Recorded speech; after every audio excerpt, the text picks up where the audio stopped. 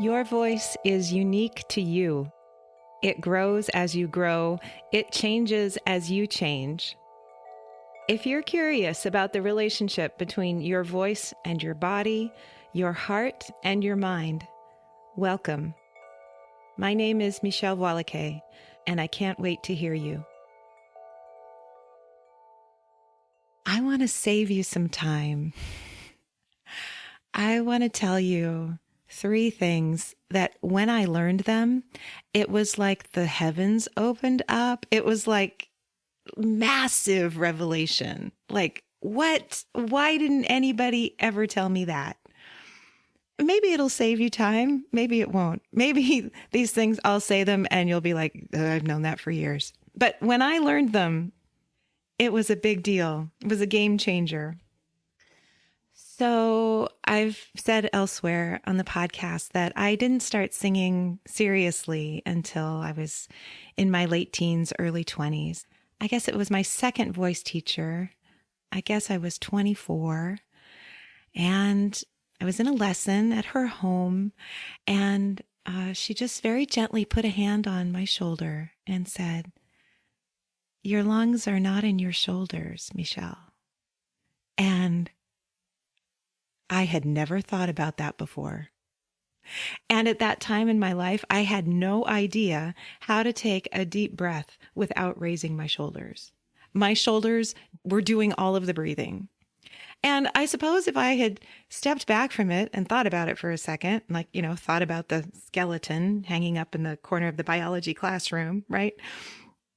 I would be able to see that my lungs and my shoulders had nothing to do with one another. My physical experience of my body, my learned experience, how I had used my body to that point for the preceding 2.5 decades, everything about how I used my body told me that my shoulders had something to do with breathing. And the thought that they didn't, or that they didn't have to, was just mind-blowing to me.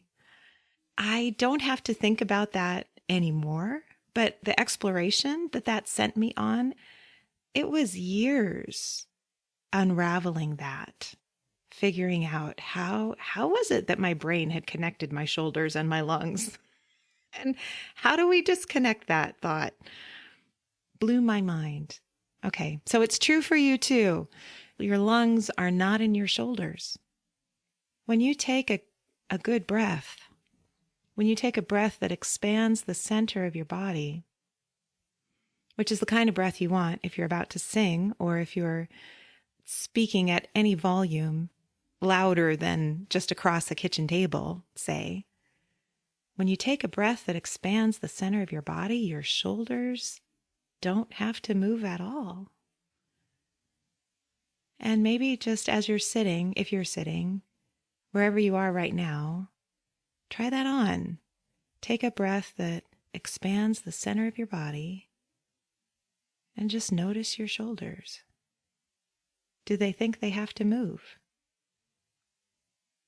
If you're like me, they might. And from me to you, they don't have to. Okay, the second thing that blew my mind was the revelation that singing and using one's voice generally, although I learned this in the context of a singing voice lesson, it applies again to speaking too. Using your voice is a physical activity. That sounds so simple, but the first time I heard it, again, it blew my mind because I had been thinking of using my voice as a mental thing, as something that's going on in my head, not even necessarily in my neck where I know my vocal folds are located and I can feel the vibration in my neck. I mean, I know that my neck has something to do with my voice, right?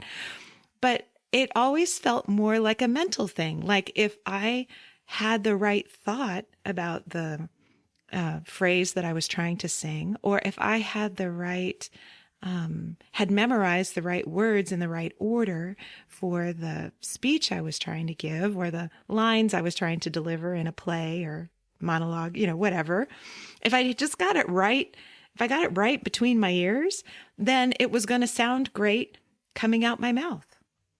And while it is important to have things right between your ears, how the sound sounds is a physical activity. Breath comes up from the lungs, blows the vocal folds apart, setting them into vibration, creating a sound wave that reverberates through your body and comes out, and other people hear it. The sound is air that's coming from your lungs, not your head. Looking at vocalizing as a physical activity and not something that was about how smart I was or clever or intellectually prepared, artistically sensitive, whatever, But it was a physical activity. It gave me a whole new thing to work on. Because when using your voice as a physical activity, you can attend to how you're seated, how you're standing. How does your body feel underneath you? Are your hips balanced over your feet? Are your ribs over your hips? Is your head on the top of your spine? All of that plays an enormous role in the quality of the sound that other people hear. To say nothing of how much tension there is in your jaw or in your tongue, how open your mouth is, how open or collapsed your trunk is. Are you slouching? Are you caving your shoulders forward and pressing on your lungs from the front? Are you making a superhero posture where your shoulders are super broad and your chest is so puffed out that you're squeezing your lungs from behind? Learning that vocalizing was a physical activity opened up, again, a whole new world for me. And that allowed me to just make amazing progress in how I sounded and how I felt as I was making sounds. And I guess the third thing, so I've said elsewhere on the podcast that my 5th grade teacher told me to mouth the words, and that was a deeply shaming, humiliating event in my life. And I carried that for a very long time. And I had this feeling through like the first decade of voice lessons, actually, this feeling of being at a lesson and knowing that if I made a really big sound, if it was about making a big sound, like about taking up space in the world, if I was brave enough to take up space, I just knew that the floor would open and I would get swallowed down to the 7th level of hell. You could call it performance anxiety, but I would call it existence anxiety. It was a lot. It was heavy and it was real.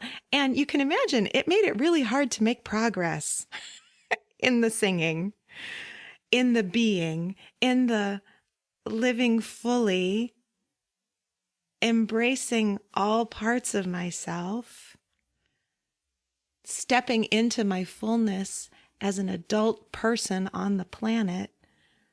It's hard to do when you're pretty sure you're going to die as soon as you try. This was always going on in the background. And then I changed voice teachers, and I was having lessons in a new location. And the thought is still there. But then one day in my lesson, I make a sound that I had never heard my body make before. And it was so new, I couldn't even judge it. I couldn't even really have an opinion about it except to be whoa, what was that? That's never happened before. I remember that feeling of whoa. And I looked down at the floor and I saw the carpet and I saw the cork flooring, and I thought, I don't think that floor is going to open up. I don't think I'm going to get swallowed whole. I think this floor is going to stay exactly the way it is. And I tried to make the sound again. And I have no memory of whether that second attempt was as good as the first. I can't even remember what exactly the sound was, or were we working on a particular song, or was it just an exercise? I can't remember if it was a vowel. I don't remember any of the specifics, just that I realized that the floor wasn't going anywhere. And after that, I no longer worried about dying if I tried to live fully. It doesn't mean that it's not a challenge for me to live fully, to be what I've come to call my right size, to allow myself to be as big as I'm capable of being, not to make other people small, but to just simply be myself rather than going through life shrinking, you know? So if I could save you time, I want you to know your lungs are not in your shoulders. Using your voice is a physical activity, not just a mental one. And the floor isn't going anywhere. You get to be as big as you dare to be, at least in my company. Thanks so much for listening.